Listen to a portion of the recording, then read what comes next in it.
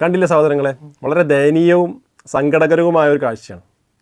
ദയനീയമായ കാഴ്ച എന്ന് പറഞ്ഞാൽ സമസ്തക്കാരും മതത്തിലേക്ക് ഓരോന്ന് കൂട്ടിക്കലർത്തി കൊണ്ടുവന്ന അവസാനം നബിദിനാഘോഷത്തിലേക്ക് മാവേലിയെ കൂടി എഴുന്നള്ളിക്കുന്ന ദയനീയമായ രംഗം നമ്മൾ കണ്ടു. അപ്പോൾ സമസ്തക്കാർ വിചാരിക്കും ഞങ്ങൾക്കതിന് തെളിവുണ്ട്, ഞങ്ങളുടെ മാവേലി എന്ന് പറഞ്ഞാൽ യഥാർത്ഥത്തിൽ മാവേലി ഹിന്ദുക്കളുടേതല്ല, അത് ഞങ്ങളുടെയാണ്, മുഹമ്മദ് അലിയാണത്, സ്വഹാബിയാണ് എന്നൊക്കെ പറയും. അതിന് അവർക്ക് തെളിവെന്താ? ഒരു സഖാഫി പ്രസംഗിച്ചതാണ്, നമുക്കൊന്ന് കേട്ടോക്കാം.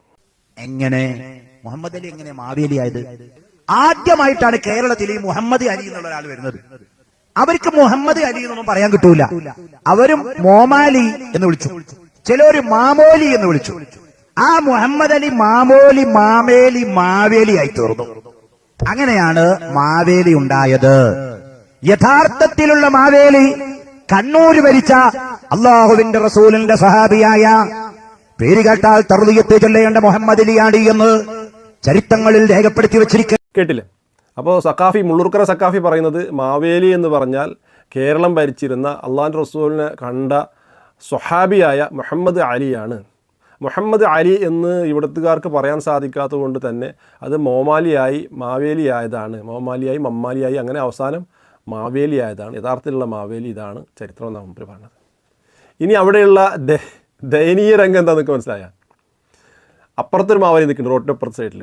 യഥാർത്ഥത്തിൽ അസുര മഹാരാജാവായ മഹാബലി അദ്ദേഹം കേരളം ഭരിച്ചിരുന്നുവെന്നും നല്ല ഭരണമായിരുന്നുവെന്നും ശേഷം അദ്ദേഹത്തിൻ്റെ ഭരണത്തിൽ അതൃപ്തി പൂണ്ട ദേവന്മാർ വിഷ്ണുവിനോട് പോയി സങ്കടം പറഞ്ഞപ്പോൾ വിഷ്ണു വാമനൻ്റെ അവതാരമെടുത്തു വന്ന് മഹാബലിയെ പാതാളത്തിലേക്ക് ചവിട്ടിത്താഴ്ത്തി എല്ലാ വർഷവും മഹാബലി ഇവിടെ സന്ദർശിക്കാൻ വരുമെന്ന് പറഞ്ഞാൽ പൂർണ്ണമായും ഹൈന്ദവ വിശ്വാസത്തിലുള്ള, യഥാർത്ഥത്തിൽ അവർ ഓണാഘോഷിക്കുന്ന മാവേലി. അത് അവരുടെ വിശ്വാസമാണ്, അവർ അത് കൊണ്ടാടുന്നു. അത് നമുക്ക് അതിലൊന്നും എതിർപ്പോ മറ്റു കാര്യങ്ങളോ ഇല്ല.